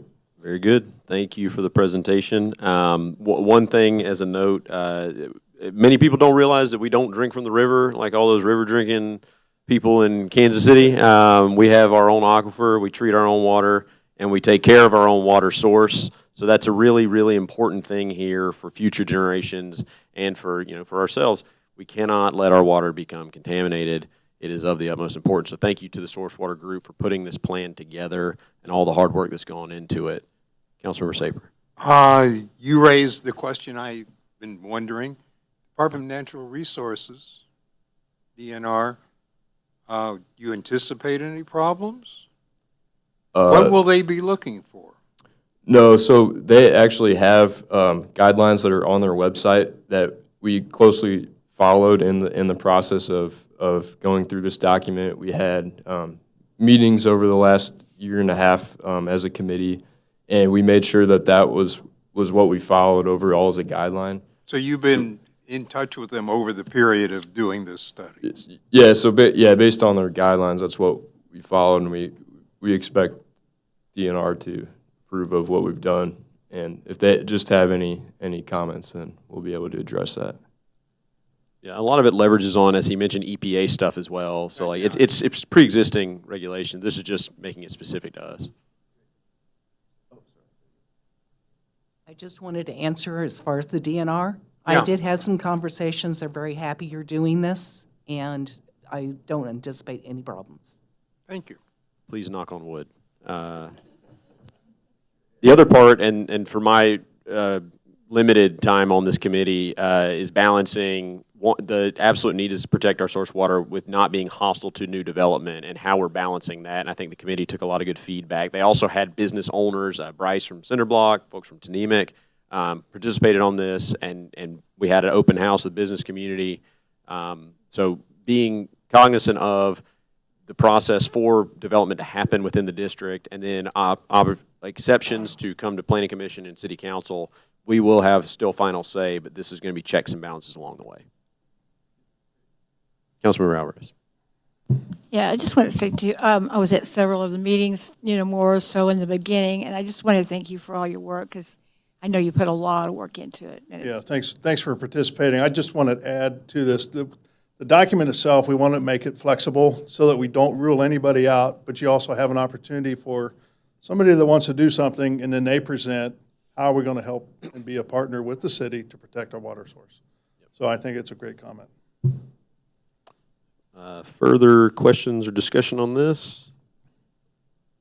Last thing I'll say is a big thank you to Mayor DeLong and Sarah Shekels, who have also been big participants in this along the way. I just got to come in at the last bit and take credit for it. So do we need a thumbs up, thumbs down for approval or a motion of any kind? Yeah. We just want to make sure it's okay to send off. Yeah. We'll bring a resolution back. Yeah, we'll come back with a resolution if council's good with that. We'll want a formal adoption. It's up to Tom there. Okay. Resolution. I see head nods. So that'll put us, were you hoping to send it off tomorrow? Pretty quick, yeah. Do we want to go with a thumbs up? I mean, do we need to formalize it? Okay. So we don't need a resolution? Yeah. Okay. So it'll be the next meeting, we'll give you the formal resolution. And Okay. Okay. Very good. Thank you very much. Appreciate Appreciate your you. time. All right. Moving on to item 27. Discussion of Burlington Street intersections, 20th and 21st Avenues. Okay, I'm going to tee this one up, so let me get my agenda item pulled up real fast. All right. Okay, so I brought this up. This has come up from the community just a number of times, and if you can picture with me, you're driving on northbound Burlington, and you reach 21st Avenue. We got the car wash to our left, and there's an opening in the median.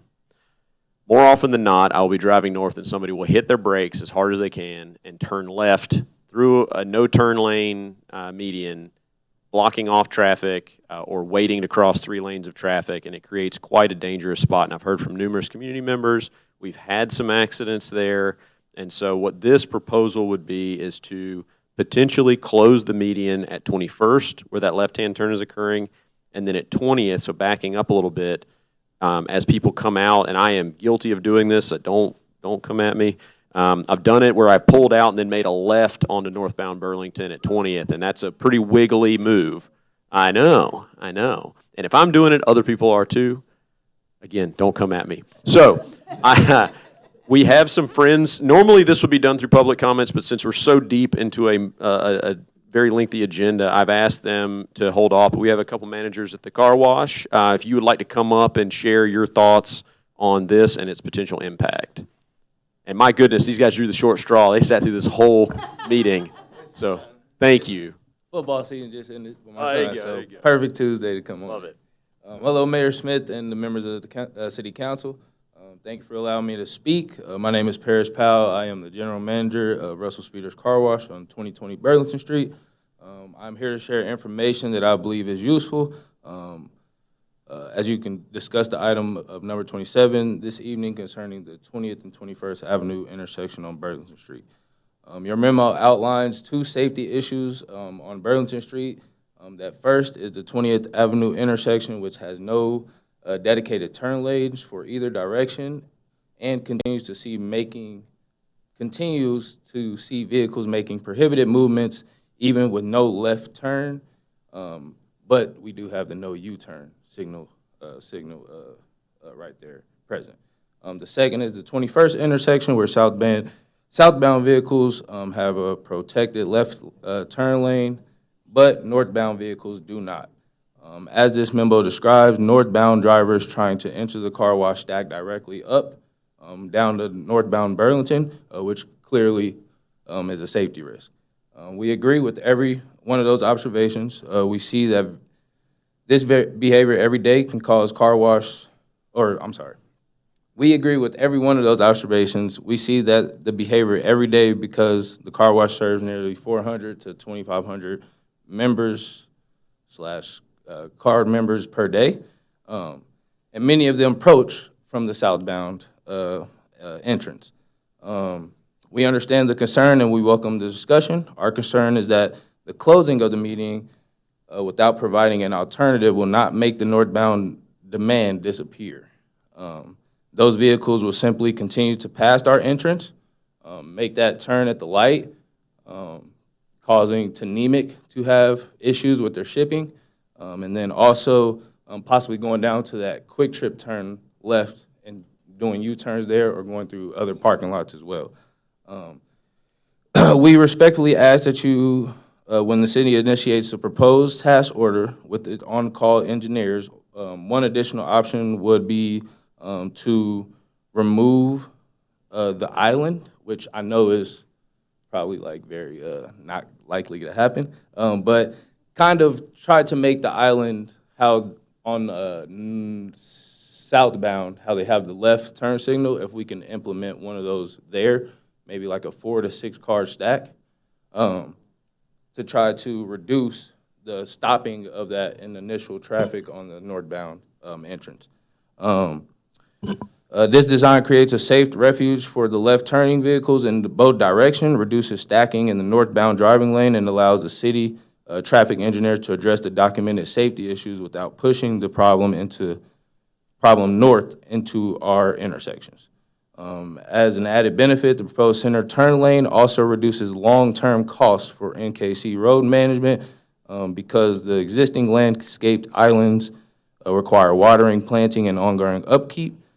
Converting to the center's turn lane removes the maintenance needs and relies mainly on pavement markings and resurfacing, such as resurfacing which already supported by state funding. We want to be clear that Russell Speeders supports the city's safety goals. We simply want the council and the engineering team to evaluate the solution that not only solves the stacking problem described in your memo, but also preserves a safe access to the businesses along the corridor to the east and the west.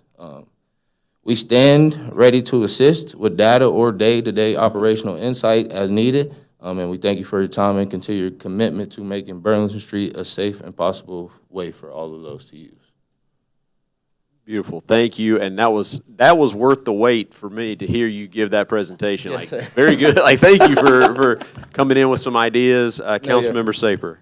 There's a problem with all of this, and that's a state route. And what has MoDOT said about any of this? Yeah, so because they have to allow it to happen. Yeah, I spoke with Warren Erdman, who's the head commissioner for MoDOT. He leads the group of commissioners, and they are open to closing this. And they asked us before moving forward with design and implementation, which they're okay with, to consult with the car wash that would be the business most impacted. Yeah. And so that's what we're working through. And they want to see a proposal and a plan. Correct. So that they can approve or disapprove. That's right. Yep. Okay. All right. A couple things that you brought up, and again, I always appreciate people bringing solutions and ideas. What I worry about is not just like right now. It's a pretty dire spot. I have had too many people just hit the brakes, or as they try to turn left, the back of their car will stick out in the left lane. So proposing the turn lane makes sense.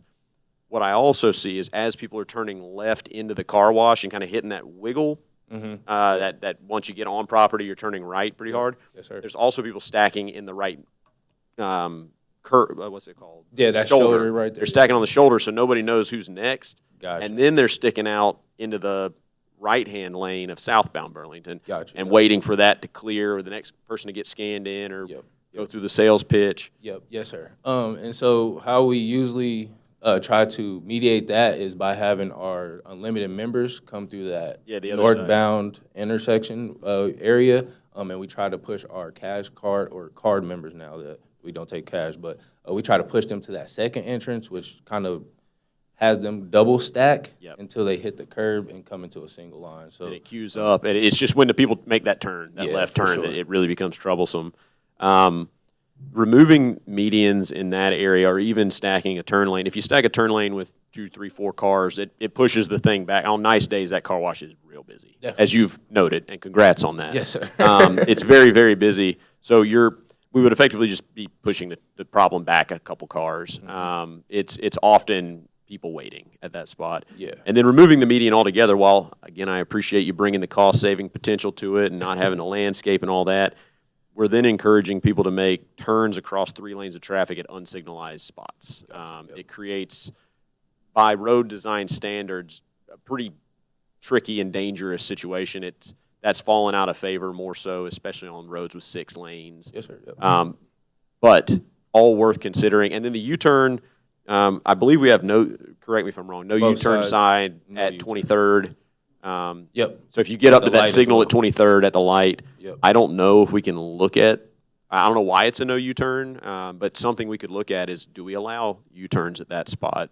I know, as you mentioned, Tnemec could be impacted, so Yeah, because they're shipping is that building right across from that parking lot, and then so and even with that, like when it gets busy, our line does go past that light. Yeah. Like it'll get from the northbound, people stacking up and lining up on that shoulder right there. It does sometimes get past that light, or people will pull into Tnemec.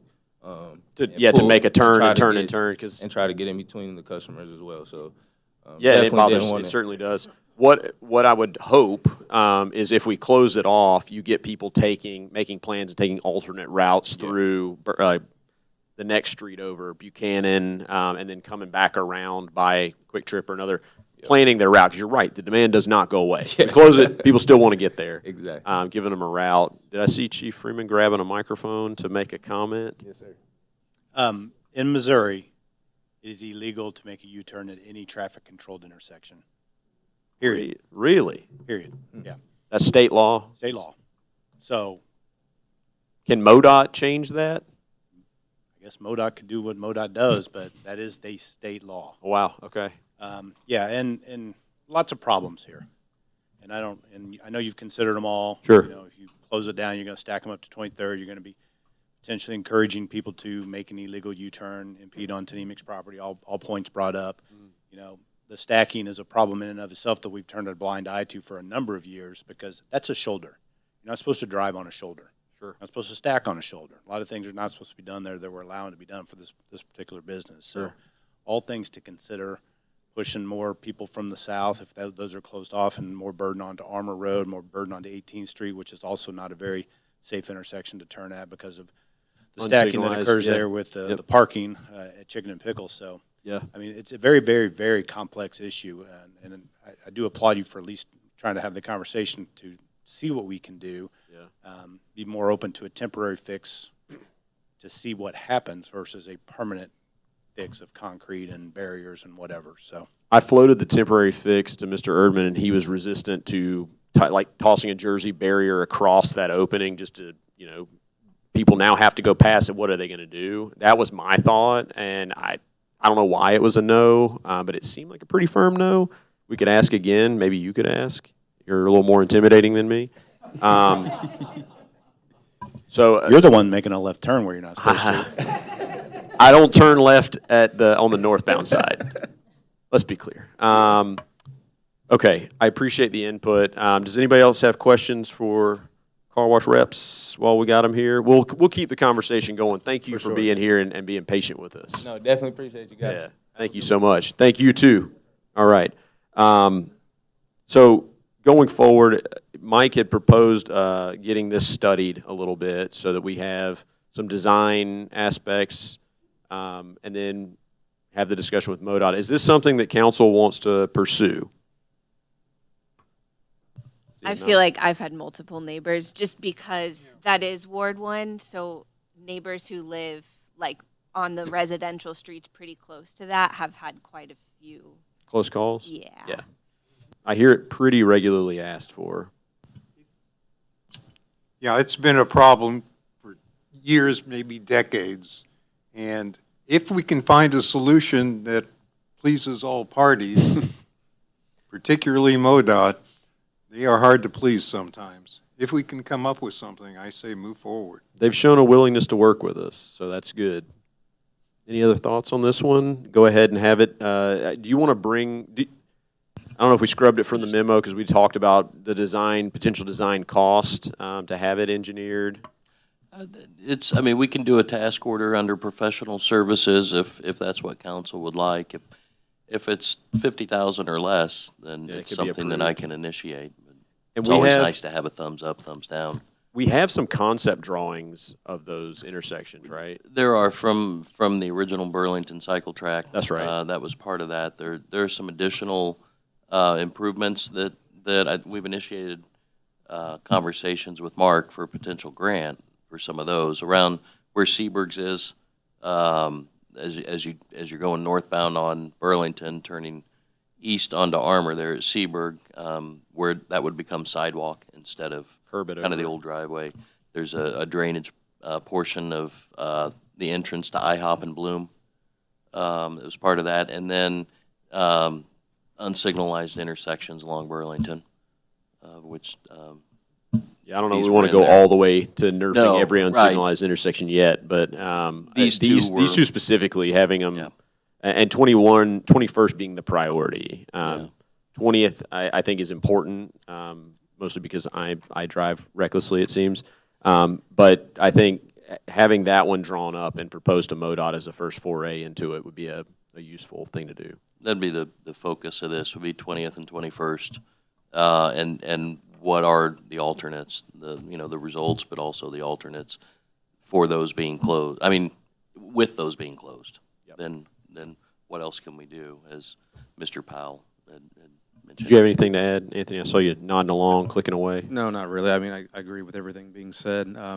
Maybe one other thing to add is Burlington is a little unique in that most roads crown in the middle, drain out to the side. Burlington has a crown in the middle of each north-south lane that drains to the middle. Oh. So there's actually middle drainage as well that has to be kind of accounted for when you close that off and look at that. So just another thing. But again, looking at it through a study lens with our on-call engineers would be the best thing to do. Okay. Do we have a thumbs up for initiating at least a task order? All right. Good. Thumbs up, thumbs down? Okay. Okay. Do we need further direction to staff on this one? Let's go ahead and get this one moving along. Okay. Item 28 was removed. Item 29. Consideration of an ordinance calling for a general municipal election to be held on April 7th, 2026. Bill number 7952, ordinance number 9749. First reading. Second. All in favor? Yes. Yes. Anybody opposed? Motion passes. An ordinance calling for a general municipal election to be held on Tuesday, April 7th, 2026, for the purpose of electing one qualified council member from each of the city's 4 wards to serve 2-year terms in the city of North Kansas City, Missouri. I move that bill number 7952 to be placed on first reading. Second and final reading. It passes ordinance number 9749. Second. Call the roll. Councilmember Alvarez? Yes. Councilmember Clark? Yes. Councilmember Salinas? Yes. Councilmember Click? Yes. Councilmember Saper? Yes. Councilmember Bailey? Yes.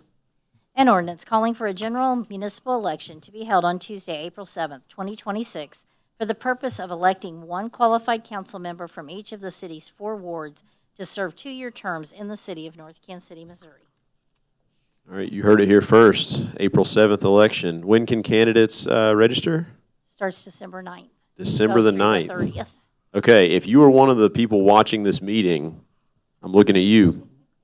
Consider serving your city, if you're still with us at this point. Item 30. Consideration of an ordinance approving accounts due and payable by the city through November 14th, 2025. Bill number 7954, ordinance number 9751. First reading. All in favor? Yes. Yes. Opposed? Motion passes. An ordinance authorizing payment for certain accounts due and payable by the city through November 14th, 2025. I move that bill number 7954 to be placed on second and final reading and passes as ordinance number 9751. Second. Call the roll. Councilmember Alvarez? Yes. Councilmember Clark? Yes. Councilmember Salinas? Yes. Councilmember Click? Yes. Councilmember Saper? Yes. Councilmember Bailey? Yes. An ordinance authorizing payment for certain accounts due and payable by the city through November 14th, 2025. Staff comments. All right, tonight we have the department reports, but I would like to point out there is administrator approval report with a change order for River Forest Park, but it is a decrease of a previous change order of $950. Hey. So we're working. Put it in the bank. Yeah. Otherwise, we have the monthly budget report. We also included in a year-end budget report, fiscal year 25. Now that we're a month and a half out, just to give you an idea of where we ended up. We'll say sales tax was better than projected, so we're happy about that, and so far looking forward to this year. But with that, I think Nick Hawkins is going to start out with the department reports. Good evening. So this time of year for the finance department, there's a lot of year-end reporting. October being the beginning of our fiscal year, we are looking back at 2025 with our audit team right now. Probably the biggest thing that we have at this current moment is business license renewals opened up this past week for outside contractors, and for next month for most of the in-city businesses, or call them gross receipts. So we will be sending out another mailer to those affected businesses, and hopefully continuing our trend of shortening that time period for review and getting everything done. Excellent. Do we have other departments reporting? Okay, yeah, sure. Good evening, Mayor and Council. In the Public Works report, just some updates on some of our projects, small and large. The completing or getting this source water protection plan up tonight was kind of a big drive. And then we're also kind of wrapping up our wastewater master plan. Just some notes from that. We are anticipating some large replacement/improvements needed for our larger wastewater pumping stations. So I guess stay tuned for that. There's some information we'll be bringing forward in the future and looking at future projects and capital projects. If there's any questions, as usual, please reach out to me. All right, you don't need to look too hard. My report did not make it to this one. I'll combine it with the next month. I'll give you a brief update on what is going on with community development. It was all my fault. I took the blame. I know. I have awesome staff, so I'm the problem. We did have a safety action plan public open house back in October 20th, and then on 21st we had a task force meeting, and just happened in this past week we had a discussion about potential projects, and Burlington is definitely one of those items. Aside from cycle track, the safety is always a concern. So I want to thank everybody who attended the open house and give us all your input. I want to have a big shout out to the BPAC. They really came and supported us, gave a lot of feedback on the safety components. So moving forward, we'll be looking out for any federal dollars that can come along as a result of this planning, particular results from the projects that we discussed. And then I want to thank you all for approving the contract with Olson that we're going to move forward with the master plan update. This is really by far the most exciting moment of my life so far. As a planner, it is true. As a planner, this is really the very first comprehensive plan that I'm handling from the baby stage. Moving forward, we will form a subcommittee from the Planning Commission and work along with me and to form a North Kansas City core team.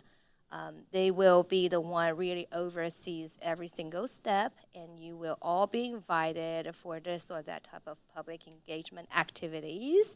So I'm very excited. And it eventually,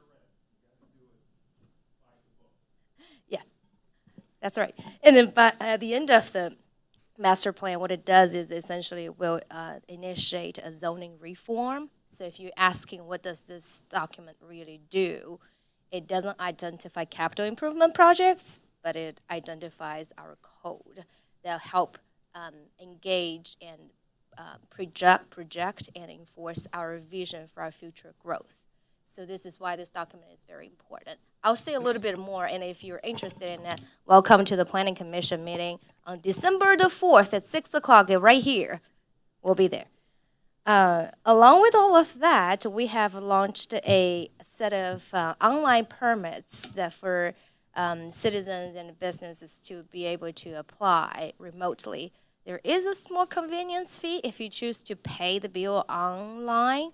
However, you can always call or come to City Hall to avoid that portion. We have seen a small portion. Yes, we have not rolled out all permit types. These are the over-counter permits, we call those, that they don't require substantial plan reviews. So those are the first step. And along with that, I will include the data for the permitting and code compliance activities for October into the next agenda. Apologize for that. Excellent. Done? Good evening. So in October, it's always one of the fire department's busiest months with Fire Prevention Month, Fire Prevention Week. We did see an uptick in our EMS calls, about 15% over the month. But then we go into our events and activities. We saw a lot of kids. We read a lot of books. We handed out a lot of candy. We went from the hospital to the YMCA to the library and Parks and Rec building. All of those different places, visited with kids, handed out candy. So we spent a lot of time doing that. One of the other things I'd just like to touch base on here, it was Fire Prevention Month, and one of the things, we're going into wintertime, space heaters. Keep anything you can away from them. Keep 3 feet away at all times. Plug them directly into the wall outlet. Do not plug them into an extension cord, and turn them off or unplug them when they're not in use. And the other thing is check your smoke detectors and carbon monoxide detectors. And one last announcement, I got to remember this. The annual awards and pinning dinner ceremony is on Thursday night at 7 p.m. at the fire station. There'll be cupcakes and punch to go along with a lot of well-dressed men. So come over and have a great time. All right. Good evening, everybody. Our report includes some pretty high-profile convictions and some criminal cases that mostly you've probably been following. October 8th, Joshua Rocha was convicted in Clay County for the murder of Officer Daniel Vasquez. The jury did recommend to the judge the death penalty. Formal sentencing will occur Monday, November 24th at 1 p.m. in Judge Chamberlain's courtroom, which is Division 4. We expect the judge to uphold the jury's recommendation, so we'll see how that goes. And then October 15th, Lavondre Smallwood was one of the people involved in the shooting that occurred after the high school basketball game back in March of 2024. He was convicted on October 15th. His brother Michael Smallwood has already been convicted, and Nathaniel Greer is still awaiting trial. Events coming up December 15th, Cocoa with the Popo at Starbucks. So if you come by, you may see me hanging out the drive-through window serving cocoa. With an apron on. With an apron on. It's mandatory. Mandatory. I'm not going to bore you with our trespassing stats this month, but I am going to highlight our featured pet, Dora, a sweet, affectionate pup, 3 to 4 years old, knows basic commands like sit, lie down, and from what I understand, we are working on no left turn at 20th Street. So, Impossible. If you're interested in adopting Dora, contact our animal control. Got him. Any further staff reports? Okay, one thing I want to bring up while we're still on staff stuff is so we got Christmas coming up soon. So early dismissal on the 24th and potentially the day off on the 26th. Christmas is on a Thursday this year, but that would take council approval. I want to bring this up so people have time to plan if we're going to go that route. So I would recommend an early dismissal on Christmas Eve to let people get to family celebrations and gatherings, and then the day off on the 26th if they are traveling for that. So my recommendation is to be early release by 4 hours on the 24th and the day off for our staff on the 26th. There's going to be some sorting out on how that gets handled with fire and police. That'll work with Casey on that. But is the council generally in favor of that? Yes. There you go. We need a motion on that? Motion would be good on that one. Do we have a motion? Second. All in favor? Yes. Yes. Opposed? Motion passes. Yeah, there you go. I'll speak for all the employees. Thank you very much. We appreciate that. It's important. Go spend time with your families. And thanks. Yeah. Absolutely. All right. Council member comments and liaison reports, starting with Council member Alvarez. Yeah, I'd just like to say thank you to Matt Stuppy, who came in and talked about his business. I was surprised, really. I was aware of the business. It's been around a long time, but I had no idea that it started way, way back in, I think he said 1873, so that's a very long time. Just want to say thank you also to Zach Clevenger and Dylan Kane, who came out, expressed their desire to keep the fixed rate going. I think we're doing our best, and with still trying to be responsible for the money that's being sent. So hopefully we'll come to a conclusion that makes everybody happy. I think that's about it. Other than I would like to comment on the fire department, their ceremony recognition awards. This is Thursday. I actually attended last year because I was a recipient of their ambulance service last year, and it was a huge eye-opener. So I attended their award ceremony, and it's very formal. They do an excellent job, and it's nice to sit and see the employees get recognized. So I appreciate that. And then just another reminder for everyone in the state of Missouri that U-turns are illegal in the state of Missouri. So for the whole state, the entire state. So, Whole state. Oh, my Yes. goodness. And then also want to wish everyone a safe and happy Thanksgiving. Councilmember Clark. Dang it, ignorance is bliss. I'm so upset that I know this now. Okay. I forgot.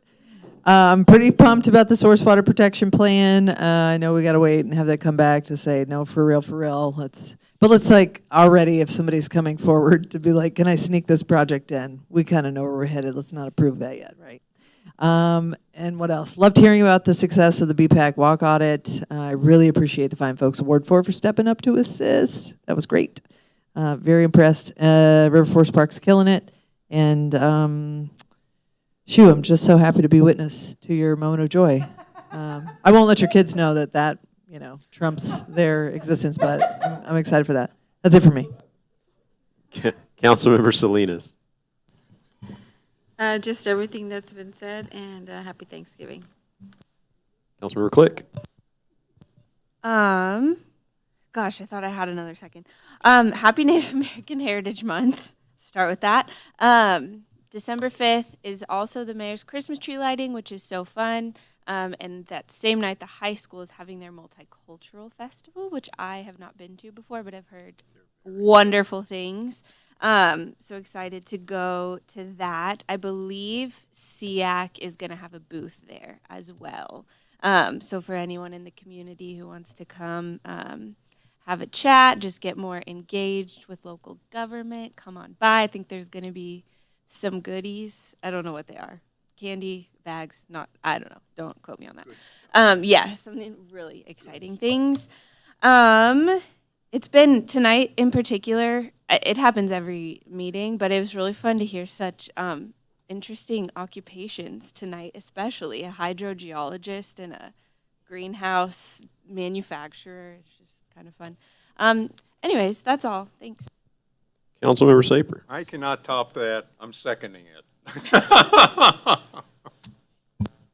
Councilmember Bailey. I'd like to congratulate Amanda Woolridge, Monica Hurd, Theo Funderman III on their appointments. Thank you for spending time with the city and helping your community. Last comment is the North Kansas City debate team is looking for volunteers. If anyone has time on November 21st or 22nd, they need people, and in a time in the world where everybody likes to demonize someone who disagrees with them, I think it's an important thing to educate our children to be able to realize both sides have things that are valid discussion points. So they're looking for volunteers. Call out to anybody who is willing and has the time. All right, that brings it around to me. A few things. Parks and Rec, Millstown Market, phenomenal, as always. Carolers, all the goods and goodies. The kids had a great time. Also, the Parks Foundation raised funds and put in an accessible swing at Dag Park. So that's great to make just increase the ability of all users of our playgrounds and our parks to feel welcome. North Kansas City High School's football team ended their season at the district championship game. They came second in the district with the loss to Lee's Summit North or Lee's Summit. I don't remember which one, but they had a great season. Phenomenal and something to build on. Real proud of those fellas.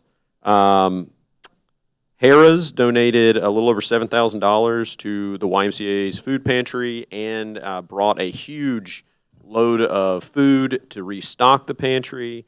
Just a great community partner, and thank you to them for that and for their team who comes out and handles the food drives and does the lifting and loading and all of that. So thank you for that. Really appreciate it. As Kristen said, the mayor's tree lighting is December 5th. We'll remind you at the next meeting, but that'll be a pretty short-term reminder. So put it on your calendar now. It's going to be great. It will be at Dag Park this year, so don't show up at the corner over there. We might have to send somebody to remind you, but it will be at Dag Park just across the road here. Undisclosed time so far, but there will be a prize for the best Christmas lights in town. There will also be ward-specific prizes. Those will come from me directly. So I'm going to drive around and judge your Christmas tree lights, or Christmas lights. So put them up, make them bright, make them, not the tree, unless it's outside. But yeah, make your house extra sparkly, and there will be a prize attached. And happy Thanksgiving to all. Moving on to item 34. Consideration of a request to hold and recess into an executive session is requested by the city administrator to be held on this date on real estate matters pursuant to Missouri Revised Statute, Section 610-0212. Real estate matter, real estate matter. Do we have a motion? So move. Second. Call the roll. Councilmember Alvarez? Yes. Councilmember Clark? Yes. Councilmember Salinas? Yes. Councilmember Click? Yes. Councilmember Saper? Yes. Councilmember Bailey? Yes.